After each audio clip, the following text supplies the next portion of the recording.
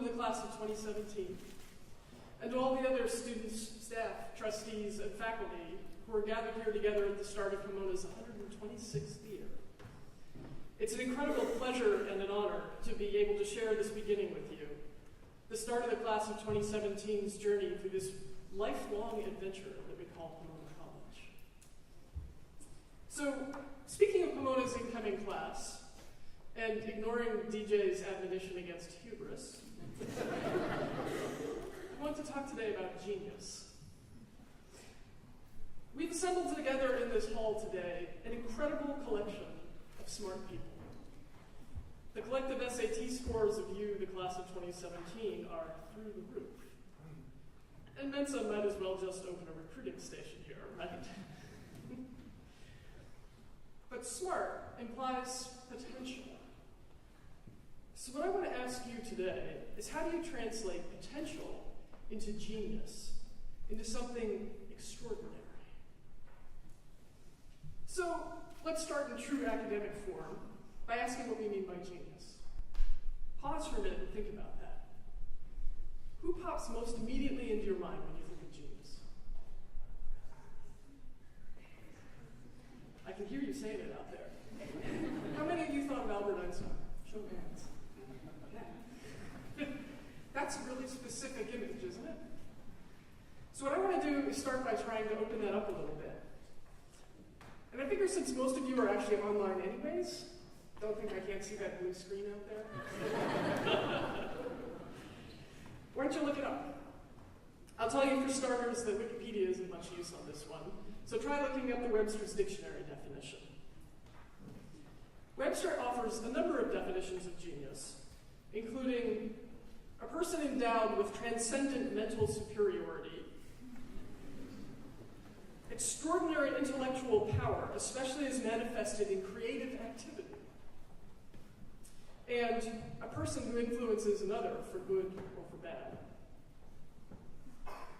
So there are some interesting ideas: transcendent, creative, and influence for good. And I'll tell you now, since we're talking about creativity, I'm going to ignore the part about influencing for bad. So with those three phrases in mind, creative, transcendent, and influencing for good, now who comes to your mind? If you're me, it's the Reverend Dr. Martin Luther King Jr., a man who used his creative genius to inspire a nation to transcend its own darkness and to envision a better world. As we celebrate the 50th anniversary of the March on Washington and anticipate the upcoming anniversary of the Civil Rights Act of 1964, I'm struck by just how centrally MLK's legacy continues to resonate in our national consciousness. His remains a genius to which we can all aspire. So then, how do you acquire creativity, transcendence, and the ability to influence for good? Those are bigger questions than we can fully answer here. And I'm sure you will perhaps be unsurprised by my suggestion that you could spend your next 4 years at Pomona examining those questions from a range of perspectives. More to the point, I hope that each of you will spend your lifetime thinking about those questions as you go about your day-to-day activities. But let's try to do some initial thinking about those ideas here. And I want to warn the incoming class of 2017 that at this point you should pay particularly close attention, because this will be on the graduation exam. I can see the frantic emails going out to your sponsors right now. Okay, creativity, transcendence, and good. How do we get there? First, you must take an ice axe to your mind. How's that for a terrifying thought? I'm paraphrasing Franz Kafka here, who wrote in a letter, "If the book we're reading does not wake us, as with a fist hammering on our skull, then why do we read it? A book must be an ice axe to break the sea frozen inside us." So I'll tell you up front, I disagree with you. Your life would be a poorer place if you couldn't read for pleasure. Although I do admit that Stephen King provides his fair share of axes. But let's broaden books to education. I do like the idea of liberal education as the taking of an ice axe to the frozen sea inside of our minds. The active attempt to break down those narrow little boxes of frozen spots that we all build inside our heads. Remember that when your great uncle Omar asks you why you're wasting your time taking a class entitled Food, Power, and Culture, or scoffs at your media studies major. Those courses are meant to be ice axes, chipping away at, in the words of Martin Jay, the truths you take too quickly for granted and the values you uncritically accept. So speaking of frozen spots, you must learn to view the world from a multiplicity of perspectives. You cannot transcend or be creative if you're locked in a tunnel.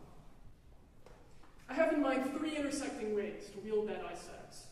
First, the personal. At risk of both sounding trite and mixing my metaphors, there goes my brain, I challenge each of you to walk in someone else's flip-flops for an afternoon. Go to the Office of Black Student Affairs block party. Go tour the border with the Draper Center. Study abroad. Do something that makes you squirm with discomfort. And while you're cringing, wondering who saw you walk into the Queer Resource Center, pause for a moment to think about what it means on a personal, day-to-day level to live as other in a values-laden majority world. Second, the intellectual. Take advantage of the incredible richness of the Claremont College's course offerings and commit to taking at least a couple of courses that look at the world from a perspective that differs from yours. Green political theory, gender in the Renaissance, whatever. The point here is not that you should agree with those perspectives, but rather to learn that competing ideals are grounded in substantive thought and historical context, and should be treated as valid intellectual arguments rather than as moral litmus tests. And finally, this is the fun part, take that ice axe of yours all around the greater LA basin while you're here, and learn to enjoy the world for the messy, crazy, overwhelming, gorgeous mishmash of people and geographies and cultures that it is. There's no better place in the United States to do this than here. May you learn to laugh for the joy of being alive when a 12-foot human tree wearing a Leviticus quote walks by you. Yes, I spent my vacation at Venice Beach. You can feel those little boxes in your head splintering with every astonished laugh.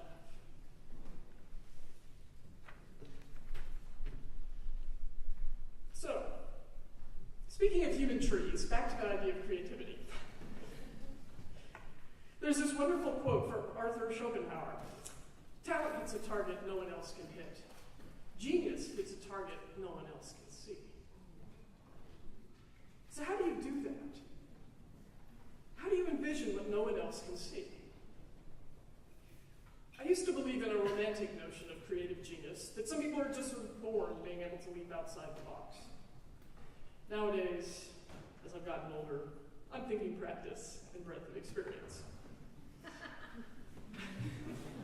I hear laughter coming from the gray-haired contingent. This is where that diversity piece comes back in, right? Genius comes in part from pulling together all those little threads of your life experience into a central vision that's uniquely yours. So get out there and find the courses and the life experiences that will create as rich a tapestry in your mind as possible. Go take an arts course. I don't care what your intended major or career is. Go take a course in studio art, or music composition, or a performance class in which you're really making something. Those classes will push you to transcend the mundane, to look at a question from new perspectives, to practice seeing the unseen, and then to critique and to sharpen your vision into something extraordinary. Regardless of your discipline, Depth and technical expertise in your field is, of course, essential. But what I just described, the ability to take a creative leap that transcends the canon, a leap that transcends what you learn in your textbooks, is the difference between being good at what you do and being great. My point is this. Yes, pick a major in the field closest to your heart and dig into it as deeply as you can. Pursue that primary interest with all the grit and rigor that you can muster. But save a portion of your time to revel in Pomona's intellectual riches, to take courses far outside your ordinary. Practice taking intellectual risks and creative leaps. That is the road to the genius of seeing the unseen. Okay, so we've talked about creativity and transcendence. What about that third piece, influencing for good? Let's start with the obvious. How will you know good? Remember that ice axe, chipping away at the values you uncritically accept? Good is a case in point here. There is simply no easy definition. The question of what is good is one that you could and should spend your lifetime answering. You can get partway down that road by reading history, philosophy, religion, literature. Those courses will introduce you to some of the finest thinkers across the eons, and they'll help you to structure your own thinking on this subject. I often find it ironic when people ask me what philosophy is good for. The college course in which I most often reflect is my own first philosophy course, which to this day informs my own ethics. So, my friends, Pomona and its wonderful richness of courses can help you to think deeply about good. But good luck writing a final paper on that.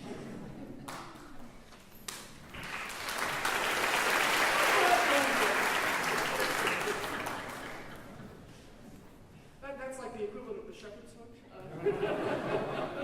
We have another page to go.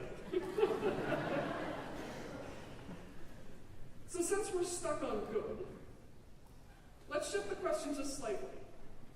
How do you influence for good in the contemporary 21st century world? We're confronted daily with enormously complex issues: immigration, marriage rights, public health, climate change, to name just a few. I think part of the answer to that question lies in the word complex. You cannot begin to understand, much less to influence, any of these topics without the ability to grapple with complexity. Martin Luther King himself understood this when he famously referred to our inescapable network of mutuality. This is a world in which there are no easy answers, and you will need everything Pomona has to give you in order to influence for good. History, chemistry, politics, statistics, sociology, economics. If you think I exaggerate, pause for a minute and think, for example, about climate change from each of those disciplinary perspectives. You can't begin to understand the ramifications of climate change and what to do about it without understanding some of each of those fields. You can't possibly manage to master all of this in your few short years here at Pomona. But what you can do during your time at Pomona is to develop the sort of hungry, agile mind that will enable you to build this understanding and influence over a lifetime. So, like any member of the professoriate, I could go on about these topics for at least another semester or two. But time is running short. So let's come back around to our original question of how you, the members of the class of 2017, can transform your enormous potential into something extraordinary, into a life of genius, exemplified by creativity, transcendence, and influencing for good. My advice to you boils down to this: keep your ice axe handy and revel in your Pomona education. Let me close with a final quote from the Reverend Dr. King, who brought his genius full circle by arguing that the ultimate goal of ending racial inequity in the United States is that so everybody will be able to live a creative life. On that note, I wish for each of you a life of creative genius. Thank you.